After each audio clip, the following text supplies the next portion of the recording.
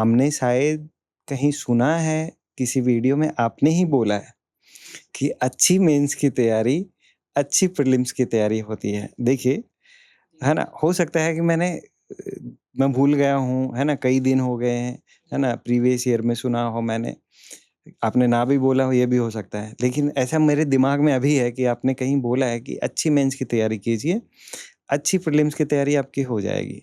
तो क्या ये सच है कि गंगाधर ही शक्तिमान है? बिल्कुल सर, ये जैसा मैंने बताया कि अभी शुरुआत में कि यूपीएससी बेसिक पर बहुत वो रहती है, कॉन्सेप्ट्स आपके अच्छे होने चाहिए। जब आप किसी विषय को पढ़ते हैं, भले ही जैसे आप भारत की राज्य व्यवस्था, पॉलिटी पढ़ रहे हैं, इकोनॉमिक्स पढ़ रहे हैं, इकोनॉमिक्स से आप जीडीपी पढ़ रहे हैं, तो अगर आपको जीडीपी का बेसिक नॉलेज होगा, बहुत बेसिक नॉलेज होगा, तो आपके मेंस में काम आएगा कि जीडीपी किन चीज़ों से प्रभावित होगी, क्योंकि ये बेसिक उसके एरिया में आता है।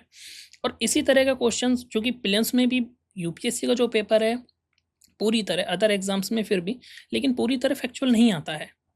यूपीएससी के पेपर में भी काफ़ी कॉन्सेप्चुअल अंडरस्टैंडिंग की डिमांड होती है, काफ़ी सारे स्टेटमेंट बेस्ड क्वेश्चन आते हैं, जो आपको अपनी एप्लाइड नॉलेज से करने रहते हैं। तो एप्लाइड नॉलेज तभी होगी जब आप मेंस का पढ़ेंगे, क्योंकि मेंस में आपका जो पढ़ने का जो एरिया है, वो हॉरिज़ॉन्टली भी ज़्यादा है और वर्टिकली भी ज़्यादा है। तो उसी स्पेस में कहीं प्रीलिम्स फिट बैठता है। तो इसलिए जब आप मेंस की बहुत अच्छी तैयारी करते हैं, अगर आपने इकोनॉमिक्स को मेंस के पर्सपेक्टिव से बहुत अच्छा करा है, तो आपको प्रीलिम्स में केवल कुछ जो डायनेमिक चीज़ें हैं या फिर जो चीज़ें वेरिएबल हैं, जैसे कि इकोनॉमिक्स से कोई डेटा हुआ या फिर जैसे बजट हुआ, इकोनॉमिक सर्वे हुआ, उन चीज़ों को ऐड ऑन करने की ज़रूरत रहेगी।